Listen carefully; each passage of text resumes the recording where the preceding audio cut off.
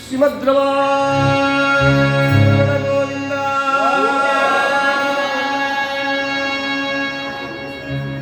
ನವಗ್ರಹಗಳ ಪಾದಕ್ಕೆ ಗೋವಿಂದ, ಶನಿದೇವರ ಪಾದಕ್ಕೆ ಗೋವಿಂದ, ಭಕ್ತರುದ್ಧಾರ ಮಾಡು ಗೋವಿಂದ. ಈ ಕಡೆ ಕಥಾಭಾಗ ಹೇಳುವುದಾದರೆ, ಯಾವ ಮಹಾನುಭಾವನಾಥಕಂದ ಶನೇಶ್ವರ ಸ್ವಾಮಿ ಅದೃಶ್ಯನಾಗಿ ಹೊರಟು ಹೋದ. ಸತ್ಯವ್ರತ ಸುತ್ತಲೂ ನೋಡುತ್ತದೆ. ಹಠ ಮಾಡಿ ಭಗವಂತ ಅದೃಶ್ಯನಾಗಿದ್ದಾರೆ. ಮುಂದಿನ ಯಾವ ಕಾಟ ಕೊಡುವನೋ, ಯಾವ ಬೇಗ ಗೆಡುವನೋ, ಯಾವ ಕಾಡಿಗಟ್ಟುವನೋ, ಅದೇನು ಕಟ್ಟಕ್ಕೆ ನಮ್ಮನ್ನು ಗುರಿ ಮಾಡುವುದು. ಯಾರಲ್ಲಿ ಹೇಳಿಕೊಳ್ಳಲಿ ಕಷ್ಟವನ್ನ, ಯಾರಲ್ಲಿ ತೋಡಿಕೊಳ್ಳಲಿ, ಯಾರು ನನ್ನ ಕಷ್ಟವನ್ನು ಪರಿಹಾರ ಮಾಡುವುದು ಅಂತ ಹೇಳಿ ಸತಿ ಇರುವ ದೇವಿಯ ಮಂದಿರದ ಕಡೆಗೆ ಬಂದ ರಾಜ ಸತ್ಯರ್ವತ.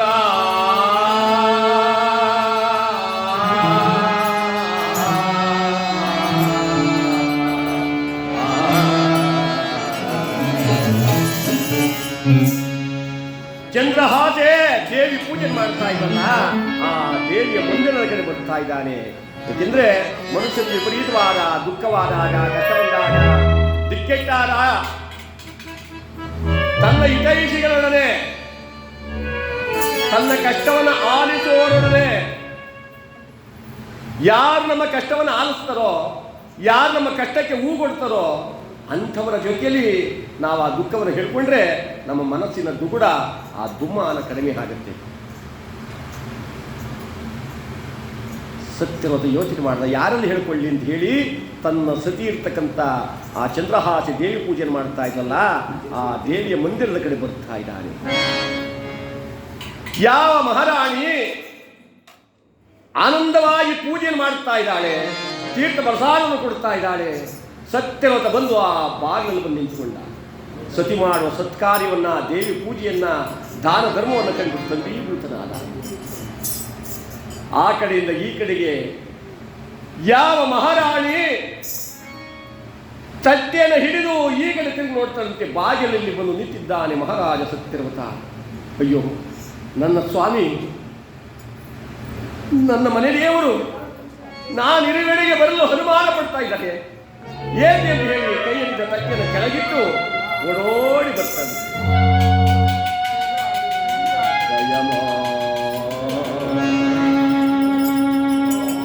ನನ್ನ ರಸ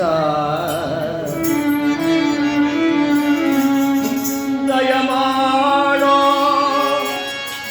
ನನ್ನೊಡೆಯ,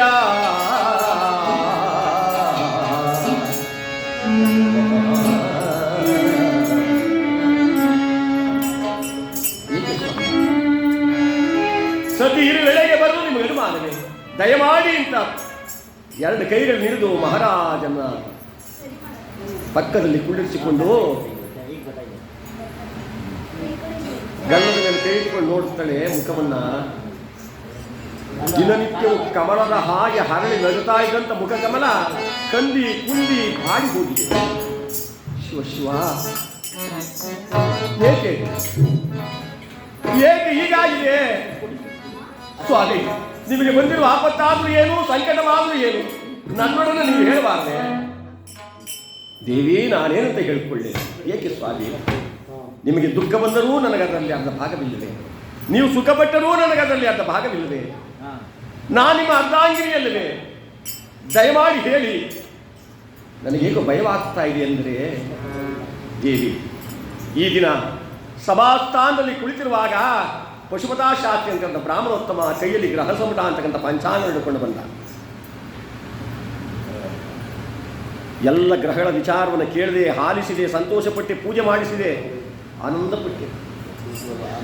7 ವಿಗ್ರಹವಾದ ಶನಿದೇವರ ಗ್ರಹ ಬಂದಾಗ ಅವನು ದೇವರಲ್ಲ, ಹಾಗೆ ಹೀಗೆ ಎಂದು ರೇಗಿ ಬಾಯಿಗೆ ಬಂದ ಹಾಗೆ ಕೂಗಾಡಿಬಿಟ್ಟೆ. ಅಂತರಿಕ್ಷದಲ್ಲಿ ಹೋಗುತ್ತಿದ್ದ ಪರಮಾತ್ಮ ರಥವನ್ನು ತಂದು ನನ್ನ ಅರಮನೆ ಮುಂಭಾಗದಲ್ಲಿ ನಿಲ್ಲಿಸಿದ. ರಥವಿಳಿದ ಮಾತ್ರಕ್ಕೆ 1 ಕೋಟಿ ಸಿಡಿದು ಹೊಡೆದಷ್ಟು ಶಬ್ದವಾಗಿದೆ. ರಥದಿಂದ ಇಳಿದು ಬಂದ ಪರಮಾತ್ಮ ಎಡಗಾಲಿನಿಂದ ರಥದ ಜಾಡಿಸಿ ಬಂದ ದೇವಿ ಕೆಳಗಡೆ ಬಿದ್ದು ಎಷ್ಟೋ ಹೊತ್ತಿನ ಮೇಲೆ ಚೇತರಿಸಿಕೊಂಡು ಒಡೆಯನ ಅಡಿಪಿಡಿದು ಬೇಡಿದೆನೆ. ದೇವಿ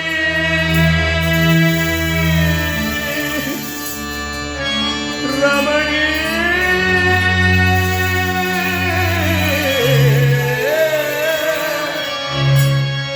ಕರುಣೆ ತೋರದ ಮೋರದ ರಮಣಿ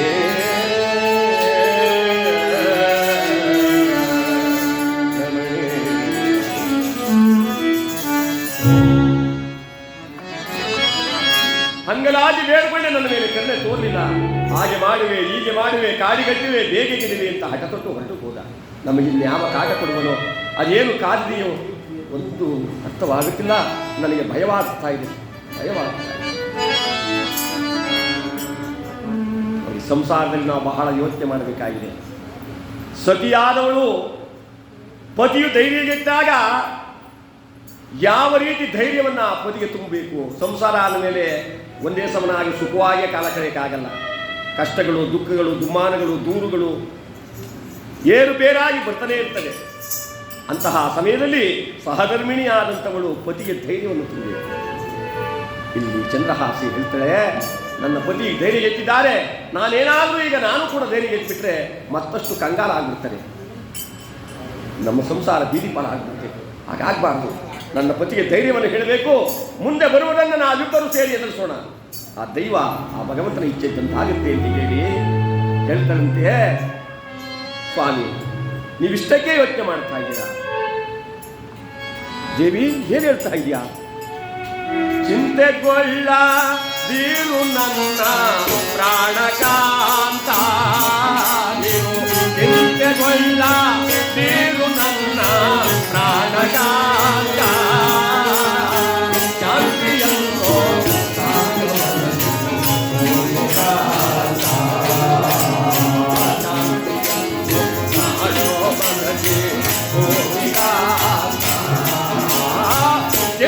ಚಿಂತೆಗೊಳ್ಳದಿರೋ ನನ್ನ ಪ್ರಾಣಕಾಂತ.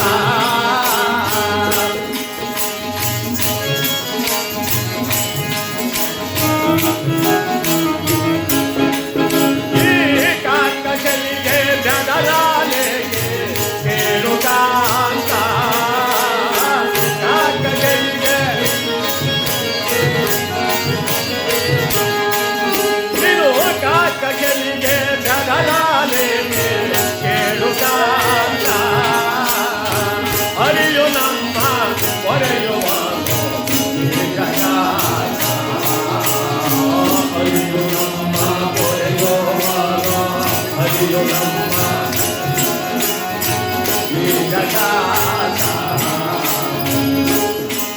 ಚಿಂತೆಗೊಳ್ಳದಿರೋ ನನ್ನ ಪ್ರಾಣಕಾಂತ,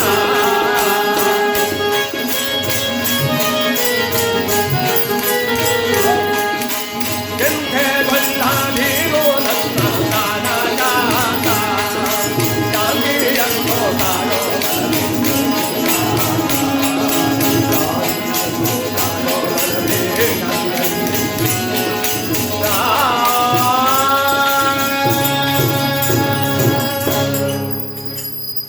ಬಿಡಿ ಸ್ವಾಮಿ ಚಿಂತೆಯನ್ನು. ಈ ಶನಿಯ ನೀಚ ಸ್ವಭಾವ ಎಂಥದ್ದು ಅಂದರೆ, ಯಾರು ಪತಿವ್ರತಿಯರನ್ನ, ದೈವಭಕ್ತರನ್ನ, ಧರ್ಮಾತ್ಮರನ್ನ, ಪುಣ್ಯಾತ್ಮರನ್ನ ಕಂಡರೆ ಅವರನ್ನೇ ಕೊಚ್ಚಿ, ಅವರನ್ನೇ ಕೊರೆದು ಅವರಿಗೆ ಹಿಂಸೆಯನ್ನು ಕೊಡ್ತಕ್ಕಂಥದ್ದು ಇವನ ಸ್ವಭಾವ. ಅಂಥವನಿಗೆ ನೀವು ಎದುರ್ತಾ ಇದ್ದೀರಾ? ದೇವಿ, ಹೌದು ಸ್ವಾಮಿ, ನಮ್ಮ ಮನೆದೇವರಾದ ಶ್ರೀಹರಿ, ಪಾಲ್ಗಡದ ಶಯನ ಭಗವಂತ ಶ್ರೀಮನ್ನಾರಾಯಣ ಲಕ್ಷ್ಮೀಪತಿ ಇಲ್ಲವೇ? ಆ ಭಗವಂತನನ್ನು ಪ್ರತ್ಯಕ್ಷ ಮಾಡಿಕೊಂಡ್ರೆ ಇವರು ಕೊಡ್ತಕ್ಕಂಥ ಕಾದ ಎತ್ತನೋ ಬಿಡಿ ಚಿಂತೆಯ.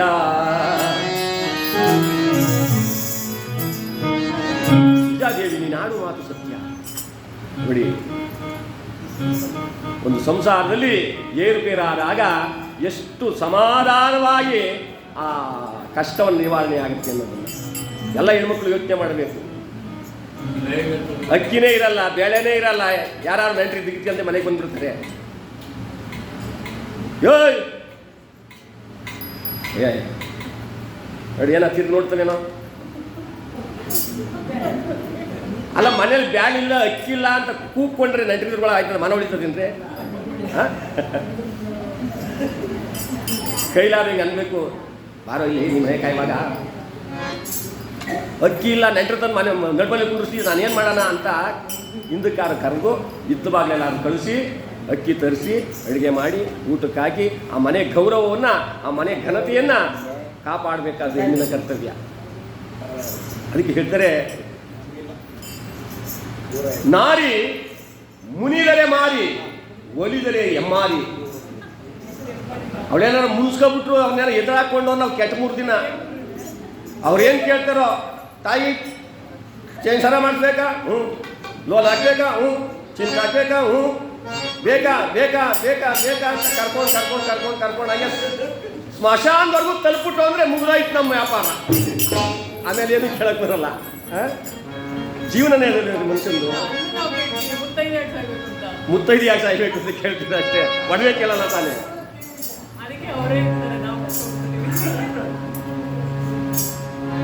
ಮುತ್ತೈದೆ ಭಾಗ್ಯ ಅಂದ್ರೆ ಬಹಳ ಮುಖ್ಯ. ಊರಿನಲ್ಲೊಬ್ಳು ಬೋಳ್ದಿ ಮಕ್ಕ ಅಂತ ಇದ್ದು ಚಿಕ್ಕ ಒಂದು ಕಥೆ ಹೇಳ್ಬಿಡ್ತೀನಿ, ಬೇಜಾರು ಮಾಡ್ಕೋಬೇಡಿ. ಮಾತುಗಾತಿ. ಯಾವ ಸ್ತ್ರೀ ಶಕ್ತಿ ಸಂಘದಲ್ಲೂ ಅವಳೇ ಶ್ರೇಯ, ಯಾವ ಧರ್ಮಸ್ಥಳ ಸಂಘದಲ್ಲೂ ಅವಳೇ ಶ್ರೇಯ, ಯಾವ ಲೋನ್ ಎಲ್ಲೆಲ್ಲೋ ಅವಳೇ ಶ್ರೇಯ. ಯಜಮಾನ ಮಾತ್ರ ಏನೋ ಕಾಣ್ಬವನು, ಹೊಲ ಉಳ್ಬೇಕು, ನೇಲ್ ಹೊರಬೇಕು, ದನ ಮೇಯಿಸ್ಬೇಕು, ಇಷ್ಟೇ ಅವನ ಕೆಲಸ. ಧರ್ಮರಾಯ ಇದ್ದಂಗೆ ಅರಣ್ಯಲ್ಲಿ ಒಬ್ರು ಅನ್ನ ಊಟಿಸ್ಕೊಂಡು ತಿನ್ನೋನು.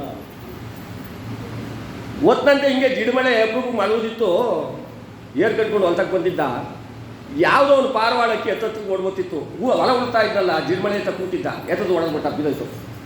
ಇವಳು ಕಸ ಹೊತ್ಕೊಂಡು ಮೊನ್ನೆ ಹೊಲ್ತಕ್ಕೆ ಬಂದು, ಬಾರೇ ಇಲ್ಲಿ, ಏನ್ರಿ ಇದು? ನೋಡು, ಅಕ್ಕಿ ಹೊಡೆದಿದ್ದೀನಿ, ಬೇಗ ಸಾರು ಮಾಡಿಕೊಂಡು ನೀನು 10 ಗಂಟೆ ಒಳಗಾಗೆಲ್ಲ ಇಲ್ಲಿರಬೇಕು. ಬಿಡ್ರಿ, ನೀವು ನೋಡಿರಲ್ಲ ನಾನು ಎಷ್ಟು ಫಾಸ್ಟು ಅಂತ. ನಿಜ, ನೀವೆಷ್ಟು ಫಾಸ್ಟು ಅಂತ ನಮಗೆ ಈಗ ಗೊತ್ತಾಯಿತು. ಯಾವಾಗ ಗೃಹಲಕ್ಷ್ಮಿ ಬಿಟ್ರಲ್ಲ, ಬಸ್ ಫ್ರೀ ಬಿಟ್ರಲ್ಲ, ಆವಾಗ ಗೊತ್ತಾಯಿತು ನೀವೆಷ್ಟು ಫಾಸ್ಟ್ ಇದ್ದೀರಿ ಅಂತ. ಇದುವರೆಗೆ ಅದು ನನಗೆ ಗೊತ್ತಿರಲಿಲ್ಲ. ಏಂದ ಒಂದೇ ವಾರ ಮನೆ ತಕ್ಕ ಬಂದು ಆ ಹೊಡೆದ ಪಕ್ಷಿನ ಒಂದು ಮಂಕಿ ಡಬ್ಬ ಹಾಕಿದ್ಲು. ಅದು ಯಾರೋ ಸ್ತ್ರೀ ಶಕ್ತಿ ಸಂಘದವರು ದುಡ್ಡು ಕಟ್ಟಿಲ್ಲ ಅಂತ ಜಾಗಕ್ಕೆ ಬಿದ್ರಂತೆ, ಅಲ್ಲಿಗೆ ಹೋಗ್ಬಿಟ್ಲು. ಅರ್ಧ ಗಂಟೆ ಬರಲಿಲ್ಲ, 9:30 ಆಗೋಯ್ತು. ಜಗಳ ಬುಡ್ಸಿ ಇವಳು ಮನೆ ತಗ ಬರೋದು 10 ಗಂಟೆ. ಅಡುಗೆ ಮಾಡಲಿಲ್ಲ, ಅಕ್ಕಿ ಹೆಂಗಿದೆ, ಏನು ಮಾಡೋದು? ನಮ್ಮ ಮನೆ ಸಿಡಿಯಾಗಿ ಬಿಡ್ತಾನ. ಅಯ್ಯೋ ದೇವ್ರೇ, ಎಂಥ ಬುದ್ಧಿ ಗೊತ್ತಾ ಅವ್ರದ್ದು. ತಕ್ಷಣದಲ್ಲೇ ಒಂದು ಮಂಕ್ರಿ ತಗೊಂಡಿದ್ದು, ಒಂದಿಷ್ಟು ಹಸಿಟ್ಟು, ಒಂದಿಷ್ಟು ಅಕ್ಕಿ, ಒಂದಿಷ್ಟು ಉಪ್ಪು, ಇಷ್ಟು ಹುಣಸೆ ಹಣ್ಣು, ಇಷ್ಟು ಉಡಿ ಎಲ್ಲನೂ ಗಂಟೆ ಹಾಕಿದ್ದು ಮಂಕ್ರಿಗೆ ಮಾಡಿಬಿಟ್ಲು. ಅಕ್ಕಿನೂ ಮಡಗ್ಬಿಟ್ಲು. ಮೇಲೆ ಒಂದು ಮಡಬಟ್ಟೆ ಡಬ್ಬ ಹಾಕ್ಕೊಂಡಿದ್ದು. 11 ಗಂಟೆಲಿ ಕೈ ಬೀಸ್ಕೊಂಡು ಬರ್ತಾವಳು ಅಂತಕ್ಕೆ.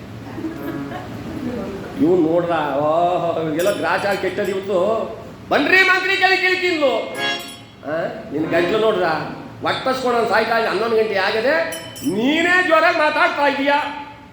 ಬಂದೆ ತಾಳು ಅಂತ ಏನ್ ನಿಲ್ಸು ಬಂದನು, ಒಂದು ಬಿಟ್ಟ ಮುಣಿಸ್ಕೊಳ್ತೀನಿ. ಅಯ್ಯಯ್ಯೋ ಯಪ್ಪರೇ, ಜಲ್ದಿಗೆ ಅಮ್ಮ ಎಲ್ಲಿದ್ದೀಯೇ? ದೇವರಲ್ಲಿ ಕಾಳಿಯೇ, ಹಳೆ ಊರು ಚೌಳಿಯೇ, ಉದ್ಯೋನಿ ಮಾರಿಯೇ ನಮೌರೀರ. ಇಂಥ ಪತಿಪತಿಗೆ ಇವನು ಕೈ ಸೇರುವಾಗ ಒಡನಲ್ಲಿ. ಒಂದು ವೇಳೆ ನಾನಂತ ಪತಿಪತಿ ಆಗಿದ್ರೆ, ಸ್ವಲ್ಪ ನಿಧಾನ ಮಾಡಿ, ಒಂದು ವೇಳೆ ನಾನಂತ ಪತಿಪತಿ ಆಗಿದ್ರೆ ನಾನು ಮಾಡಿರೋ ಹಿಟ್ಟು ಹಸಿಟ್ಟಾಗ್ಲಿ, ನಾನು ಮಾಡಿರೋ ಅನ್ನ ಅಕ್ಕಿ ಆಗಲಿ, ನಾನು ಹೆಂಗೆ ಕುಯ್ದು ಮಾಡಿದ್ನೋ ಈ ಪಕ್ಷಿಯ ಅದಂಗೆ ಕುಡ್ಕೊಂಡ್ಬಿಟ್ಟಿ ಯವ್ವ ನನ್ನ ತಾಯಿರ 7 ಮಾರೀರ. ಬೆಚ್ಚಿ ಬೆದರಿ ಅಲ್ಲಾಡೋದ. ಇಷ್ಟು ದೇವ್ರನ್ನೆಲ್ಲ ಒಂದೇ ಸಲ ಕರೆದವಳೆ. ಏನಪ್ಪ ಇದು? ತೆಗದಿ ಬಟ್ಟೆಯ ನೋಡ್ತಾನೆ ಮಂಕ್ರಿಯ. ಸಿಕ್ಕಂಗೆ ಅಕ್ಕಿ ಅಕ್ಕಿ ಹೆಂಗಿದೆ, ಹುಣಸೆ ಹುಣಸೆ ಹಂಗಿದೆ. ಏನ್ರಿ ಇದು ತಾಯಿ, ಇನ್ನೊಂದು ದಿವಸ ನಿನ್ನ ಮೇಲೆ ನಾನು ಒಂದು ಬೇಡ ಅಂದರೆ ನನ್ನ ಮೇಲೆ ಹಾಗೆ ಅವತ್ತಿಂದ ಹೊಡೆಯೋದು ಕೊಟ್ಟು ನಿಂತೆ. ಇಂಥವ್ರು ಅವರೇ ಅಲ್ಲ, ಇಲ್ಲಿ ಯಾರೂ ಇಲ್ಲ, ಇಲ್ಲೆಲ್ಲ ಒಳ್ಳೆ ಜನ, ಇದು ಬೇರೆ ಕಡೆ ವಿಚಾರ. ಆದರೆ ಇಲ್ಲಿ ಪತಿವ್ರತಾ ಶಿರೋಮಣಿ ಅನ್ನೋ ಒಂದು ಪದಕ್ಕೆ ಕಾರ್ಯೇಶು ದಾಸಿ, ಕರುಣೇಶು ಮಂತ್ರಿ, ರೂಪೇಶ ಲಕ್ಷ್ಮಿ, ಭೋಜ್ಯೇಶು ಮಾತಾ, ಕ್ರಮಯಾ ಧರಿತ್ರಿ, ಶೈನೇಶು ಕಂಬ. ಈ 6 ಗುಣಗಳಿರ್ಬೇಕಂತ ಹೆಣ್ಣಿಗೆ. ಈ 6 ಗುಣ ಇದ್ರೆ ಮಾತ್ರ ಪತಿವ್ರತಾ ಶಿರೋಮಣಿ ಅನ್ನೋ ಶಬ್ದಕ್ಕೆ ಅರ್ಥ. ಕಾರ್ಯೇಶು ದಾಸಿ, ತನ್ನ ಮನೆ ಕೆಲಸ ಮಾಡುವಾಗ ಆ ಹೆಣ್ಣು ದಾಸಿಯಂತಿರಬೇಕವ್ವ.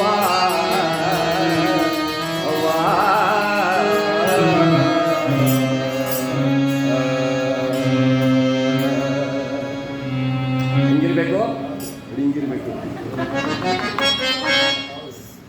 ಹೆಣ್ಣು ಎಷ್ಟೇ ಸಿರಿ ಇರಲಿ, ಸಂಪತ್ತಿರಲಿ, ಐಶ್ವರ್ಯ ಇರಲಿ, ಬೇಕಾದಷ್ಟು ಹಣ ತುಂಬಿರಲಿ, ಮನೆ ದೊಡ್ಡದಾಗಿರಲಿ, ಏನು ಪ್ರಯೋಜನ ಇಲ್ಲ.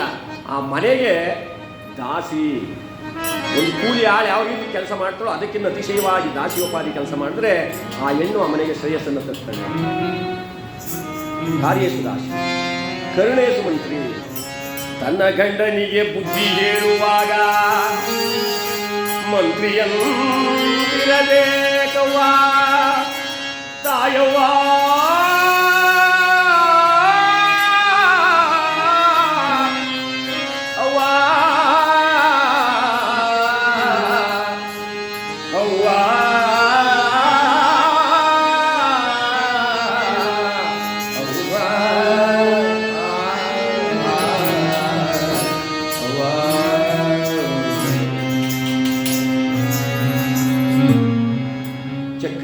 ನಮ್ಮ ಬಳಿ ಒಬ್ಬ ಮಂತ್ರಿ ಇರ್ತಾನೆ.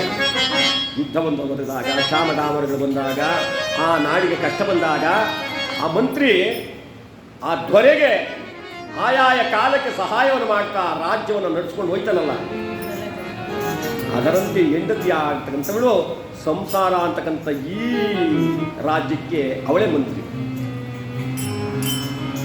ಕರುಣೇಶು ಮಂತ್ರಿ, ರೂಪೇಶ ಲಕ್ಷ್ಮಿ.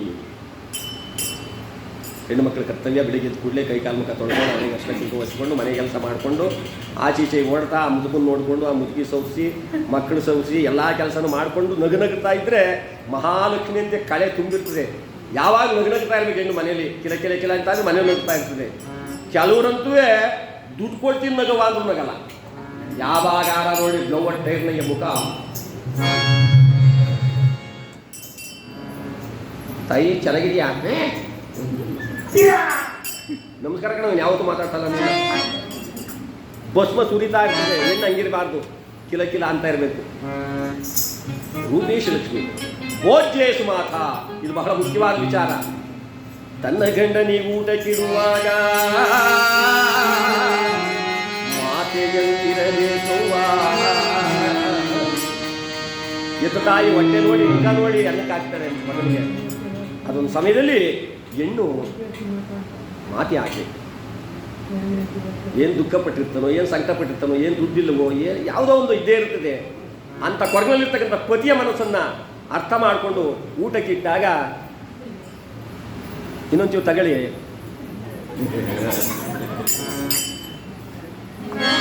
ಅಲ್ಲ ಅನ್ನನ, ಉಪ್ಪಿನಕಾಯಿ ತರಲೆ, ಮಜ್ಜಿಗೆ ತರಲೆ, ಪಲ್ಯ ತರಲೆ ತರಲೆ ತರಲೆ ನೋಡ ಇವ್ರ ತರಲೆ ಅನ್ನದ ತರಲೆ ಅಂತ ಅವ್ರು ಅಂದಿದ್ದು. ಎಲ್ಲ ಬರೀ ತರಲೆ, ಅಲ್ಲೇ ತಿರೋಗುತ್ತೆ, ಹಂಗಾಗಬಾರ್ದು. ಇನ್ನೊಂದ್ಸಿ ತಗೊಳ್ಳಿ ಸರ್, ಊಟ ಮಾಡಿ. ಆಕಾಶನೇ ಬಿದ್ದೋಯ್ತಂತೆ, ಬಿದ್ದು ಊಟ ಮಾಡಿರಿ ಅನ್ನಂಗಿರ್ಬೇಕು ಹೆಣ್ಣು. ಚಿಂತೆ ಮಾಡಬಾರ್ದು. ಭೋಜ್ಯೇಶು ಮಾತಾ, ಕ್ಷಮಯ ಧರಿತ್ರಿ. ಧರಿತ್ರಿ ಭೂಮಿಯನ್ನು ಎಷ್ಟು ಆಗಿರಿ, ಹಳ್ಳ ತೋಡಿ, ಹೊಲಸು ಮಾಡಿ, ಕೊಳಕು ಮಾಡಿ ಜಗ್ಗೊಲ್ಲ ಇವಳು. ಹೆಣ್ಣು ಕೂಡ ಈ ಭೂದೇವಿಗೆ ಸಂಬಂಧಪಟ್ಟವಳು. ಏನೇ ದುಃಖ ದುಮ್ಮಾನ, ಏನೇ ಕಷ್ಟ ದುಃಖ, ಏನೇ ಅವಮಾನ ಯಾವುದೇ ಬಂದರೂ ಕೂಡ ಆ ಸಂಸಾರದಲ್ಲಿ ಎದುರಿಸ್ಕೊಂಡು ಆ ಮನೆಯನ್ನು ಸಾಗಿಸ್ಕೊಂಡು ಆ ಸಂಸಾರ ಸಾಗಿಸ್ಕೊಂಡು ತನ್ನ ಜೀವನವನ್ನು ಪೂರ್ತಿ ಕೊನೆಗಾಣ್ತಕ್ಕಂಥವಳಿಗೆ ಹೇಳ್ತಾರೆ ಕ್ಷಮಯ ಧರಿತ್ರಿ. ಈ 5 ಮುತ್ತುಗಳು 6 ಗುಣಗಳುಳ್ಳವಳು ಮಹಾಪತಿವ್ರತ ಶಿರೋಮಣಿ. ಅಂದಮೇಲೆ ಮನೆಯೇ ಉಳಿಯಮ್ಮ ಪತಿಯೇ ದೇವರಮ್ಮ, ಮನೆಯೇ ಉಳಿಯಮ್ಮ ಪತಿಯೇ ದೇವರಮ್ಮ, ದೇವರ ಮುಂದೆ ಕಿರುನಗೆಯಮ್ಮ ಜ್ಯೋತಿಯ ಬೆಳಗಮ್ಮ, ಮನೆಗೆ ಗುಡಿಯಮ್ಮ ಪತಿಯೇ ದೇವರಮ್ಮ.